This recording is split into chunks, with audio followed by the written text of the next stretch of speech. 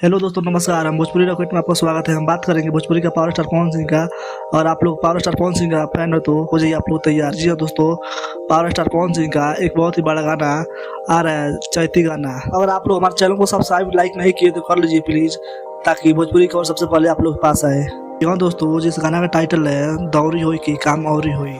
इस गाना को गाए हैं भोजपुरी का पावर स्टार पवन सिंह और शिवानी सिंह। जी हाँ दोस्तों, वही शिवानी सिंह, धनियो सब धन तोहरे बाटे, वही गाना गाए थी जिस अभी गाना 3 नंबर ट्रेंडिंग कर रहे हैं। जी हाँ दोस्तों, ये भी गाना उसी तरह बवाल करेगा। जी हाँ दोस्तों, इस गाना को लिखे आशुतोष तिवारी जी, म्यूजिक में सजाया है प्रियांशु सिंह। जी हाँ दोस्तों, ये गाना कल सुबह 7:45 को आप सभी को सुनने को मिलेगा म्यूजिक वाइड यूट्यूब के चैनल पर। जी हाँ दोस्तों, इस गाना वीडियो में नजर आएंगे भोजपुरी का पावर स्टार पवन सिंह और क्वीन शालिनी।